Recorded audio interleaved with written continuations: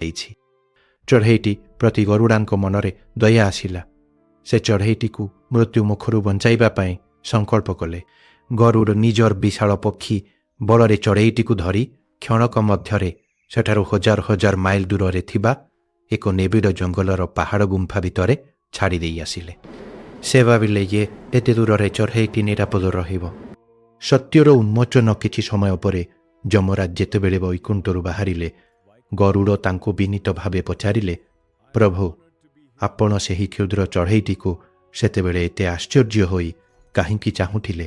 ଯମରାଜ ହସିଲେ ଏବଂ କହିଲେ, ଗରୁଡ଼, ମୁଁ ଆଶ୍ଚର୍ଯ୍ୟ ଥିଲି ଯେ ସେହି ଚଢ଼େଇଟିର ଆୟୁଷ ଆଉ ମାତ୍ର କିଛି କ୍ଷଣ ବାକି ଅଛି।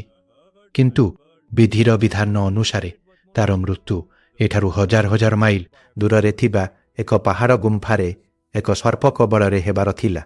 ମୁଁ ଭାବୁଥିଲି ଏହି କ୍ଷୁଦ୍ର ଚଢ଼େଇଟି ଏତେ ଶୀଘ୍ର ସେଠାରେ ପହଞ୍ଚିବ କିପରି? କିନ୍ତୁ ବର୍ତ୍ତମାନ ସେଠାରେ ସେହି ଚଢ଼େଇଟି ନାହିଁ।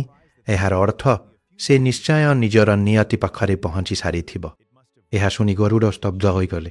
ସେ ବୁଝିପାରିଲେ ଯେ ଯାହାକୁ ସେ ସୁରକ୍ଷା ବୋଲି ଭାବୁଥିଲେ ତାହା ପ୍ରକୃତରେ ସେହି ଚଢ଼େଇଟିକୁ ମୃତ୍ୟୁମୁଖକୁ ନେଇଯିବାର ଏକ ମାଧ୍ୟମ ଥିଲା।